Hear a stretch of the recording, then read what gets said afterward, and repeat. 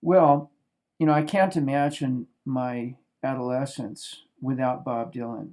I'm 68 years old. One of the reasons my voice doesn't sound like a typical 68-year-old man's voice is because I sang like Bob Dylan and tried to talk like it did talk like him actually. Just one of the reasons it got stuck in the I guess what now sounds kind of like the David Sedaris range. But when Dylan sang even the butler, he's got something to prove.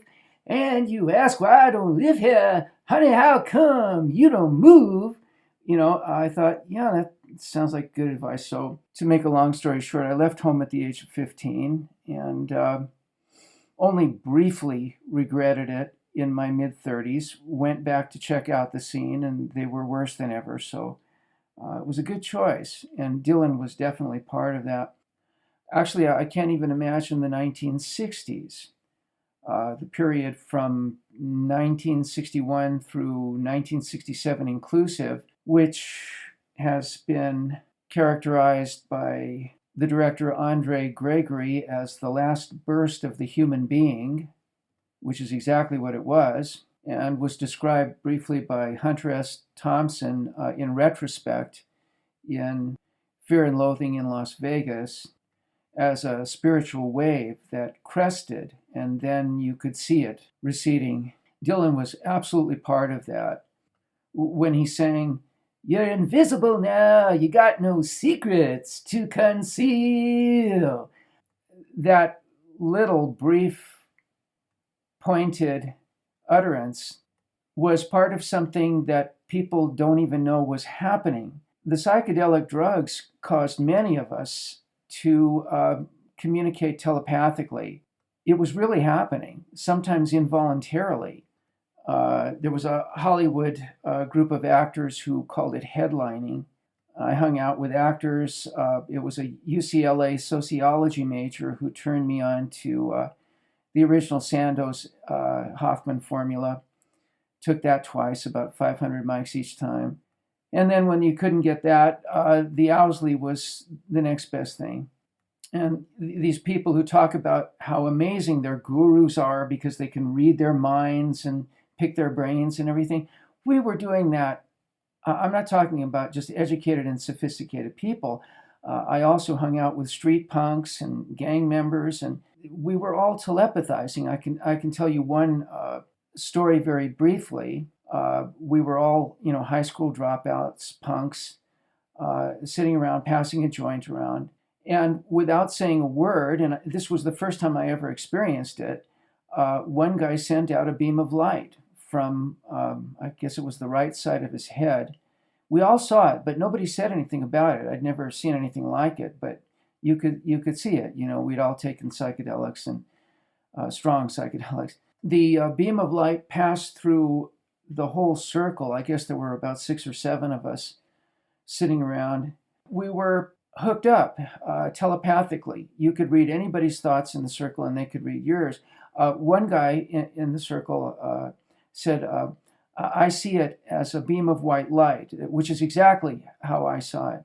Another guy said, "It looks more golden to me."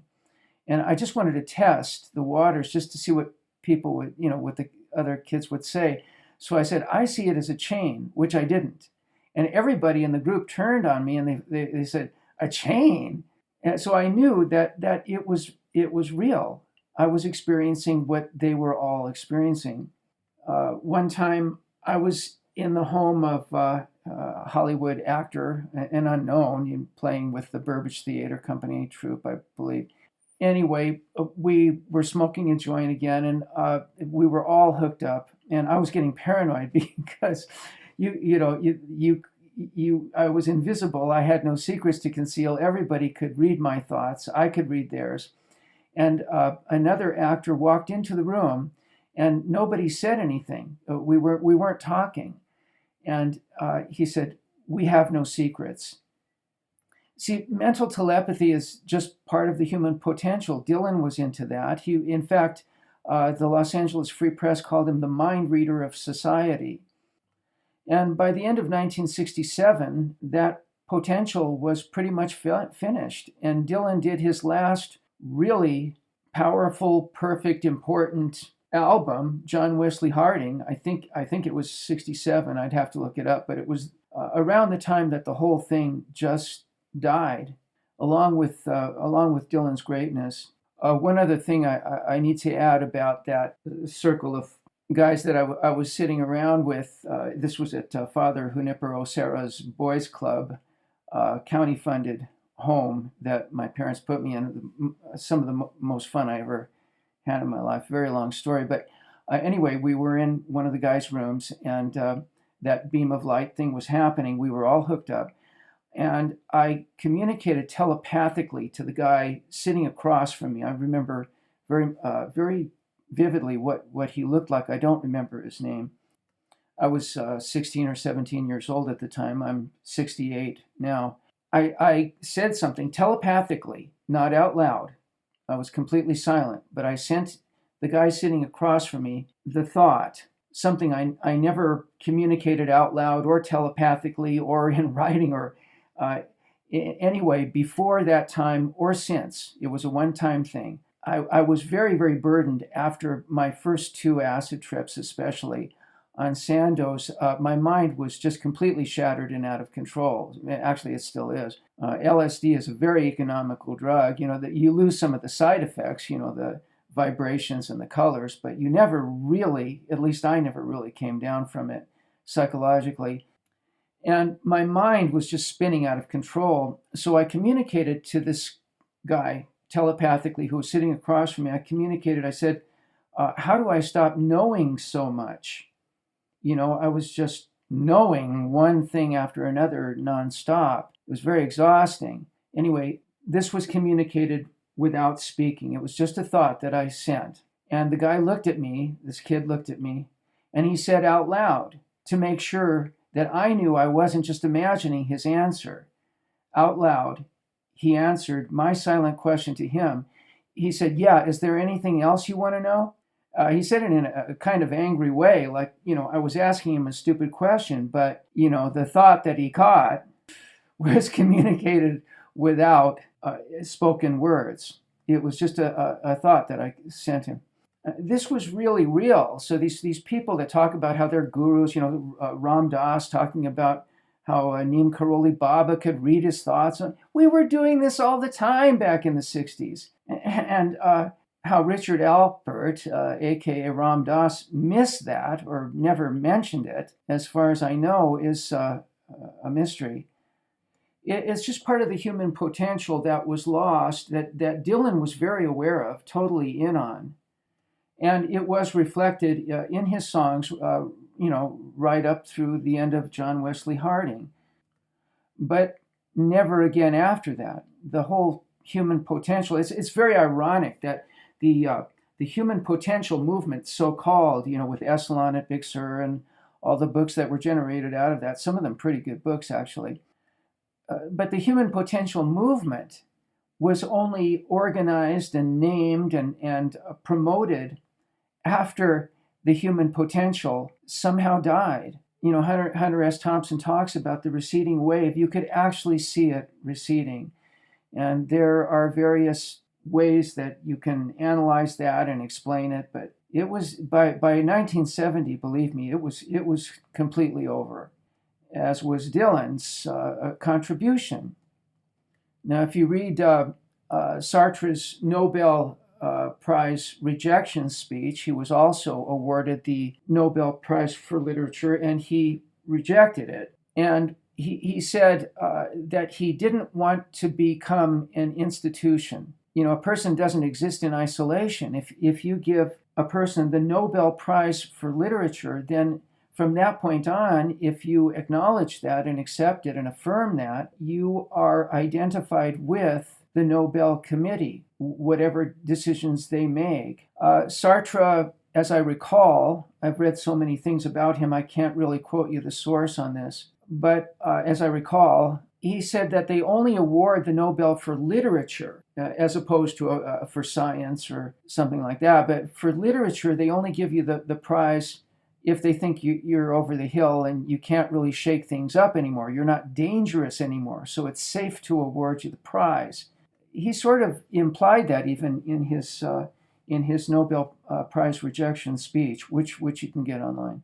And that certainly is the case with Dylan. He just, Brownsville Girl was an amazing song, which he did, I guess, I don't know, in the 80s or something, but that was a tremendous performance. But as I understand it, that song was actually written mostly by Tom Petty and one or two other people.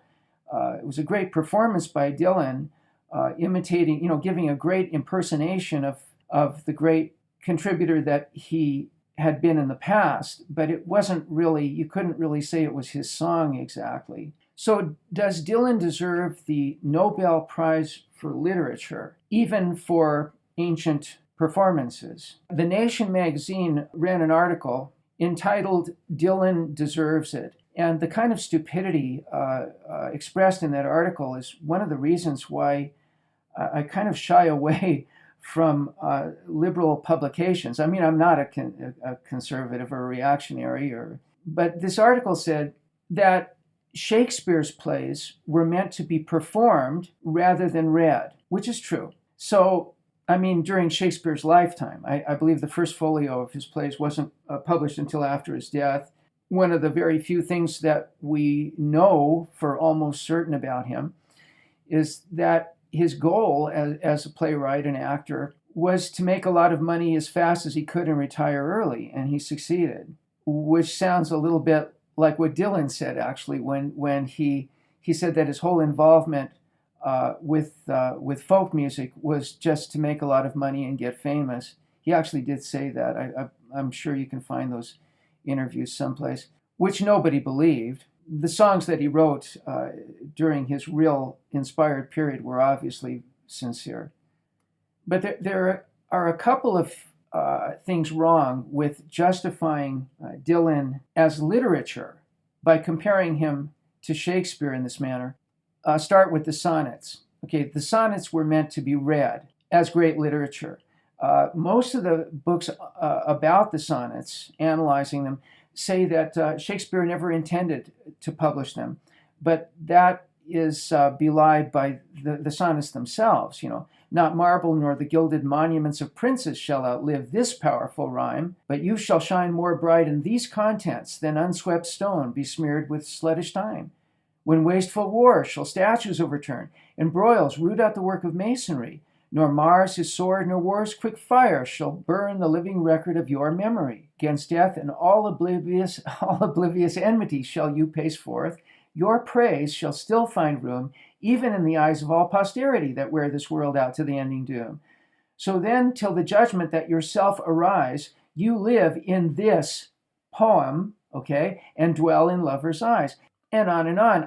I can quote you several other portions of the sonnets that indicate that Shakespeare knew that he was writing immortal poetry meant to be read. It's been said that the best performance of Hamlet that you'll ever see is the one that takes place in your imagination when you read it. And that proved true for me. I've never seen a stage or film version of Hamlet, not even the Zeffirelli version. Zeffirelli's gift is like Mercutio in his Romeo and Juliet.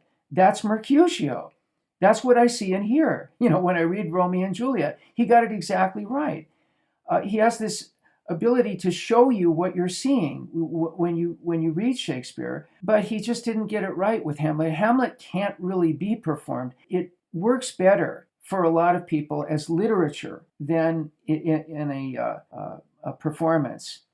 So, okay, take Hamlet or take the sonnets. Okay, take Shakespeare's poetry and read some of it, and then get a book of Dylan's lyrics and read that. Or read Chronicles Volume 1, or his so-called novel Tarantula. I believe those are the only two books he wrote as books. But since it's his lyrics that are being awarded the Nobel, get a book of his lyrics and read them as literature. To say that he's just as, he's the same as Shakespeare, because Shakespeare's stuff was meant to be performed. In the first place, it isn't true with the sonnets. And in the second place, as literature, coming from somebody who really lived through it, who really can't imagine his youth without Dylan, the 60s without Dylan.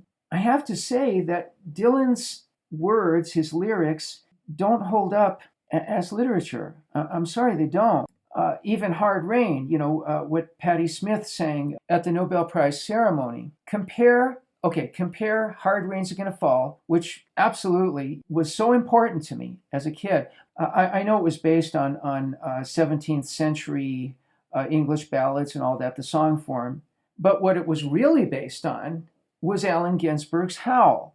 Okay, again, compare Hard Rain's Are Gonna Fall to Allen Ginsberg's Howl. Okay, you can get the fantasy recording of at least the first part of Howl, the first 3 parts, I believe, minus the amazing footnote. I think it's still available on YouTube. I'll check it out. If it is, I'll put a link down below. When John Lennon heard the fantasy recording of, fantasy label recording of Allen Ginsberg's, I think it was the 1955, it was a reading done in 1955 of his absolutely great poem, Howl, he thought it was Bob Dylan. He didn't know it was Allen Ginsberg. I think he didn't know at that point who Allen Ginsberg was. But he said in one of his interviews that he thought it was Dylan. And the reason he thought it was Dylan, although I don't think he stated this in the interview, but obviously it's because he had heard Hard Rain's Are Gonna Fall. Again, compare them. If you dig poetry, if you dig literature, even if you have really benefited from Bob Dylan's presence and contribution in this world, I think you might agree with me that Howl is really a great poem, but Hard Rain's Are Gonna Fall is not really a great poem. It's a great song lyric, set of lyrics to be sung as a folk ballad. It's just not quite the same thing. Or compare Cormac McCarthy's Blood Meridian, a book I've read 3 times, cover to cover, nonstop, just absolutely the finest, most fun novel I ever read. The 3rd time through, I actually got the structure. There actually is a structure to it. He wasn't just stoned or something, but there is a structure to it.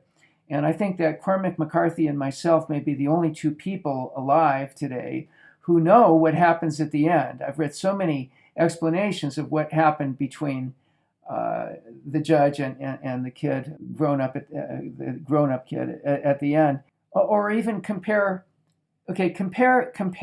Blood Meridian to Tarantula, Bob Dylan's effort at an actual, something literary, or compare Cormac McCarthy's second best book, The Crossing. I'm not in the habit of crying. I don't believe that crying is good for people, but the ending of that book is just the saddest thing that I ever read in my life, and I read that one twice. Okay, so compare Cormac McCarthy's second best book, The Crossing. He's had some duds too. Cities of the Plain was just as bad as Tarantula or Chronicles Volume 1, but The Crossing, compare The Crossing to Bob Dylan's Chronicles Volume 1. My point is that I'm confused by Dylan getting the Nobel for literature. I should be thrilled. When Dylan's Freewheelin' came out and when Bringing It All Back Home came out, I couldn't talk about it enough. I had to play it for everybody and, all of that. But the reason I'm confused about his winning the Nobel Prize for literature is because it's an expression of confusion. My intention in putting this out is not to piss anybody off. So if this makes you angry before you put anything in the comments down there, maybe chill, give it a rest. And then if you still want to comment, fine. It's a free country, whatever you want to say. But what I'd appreciate in the comments is some kind of actual insight or information that can help me put this in perspective. And if anybody out there knows the reasoning behind the Nobel Committee's doing this, how they justify it, I've read a lot of stuff online, and I've heard what they have to say and what people say about that. But the comments that I would really welcome are those that shine some kind of a light on it, not necessarily those that agree with me. So, okay, see you later.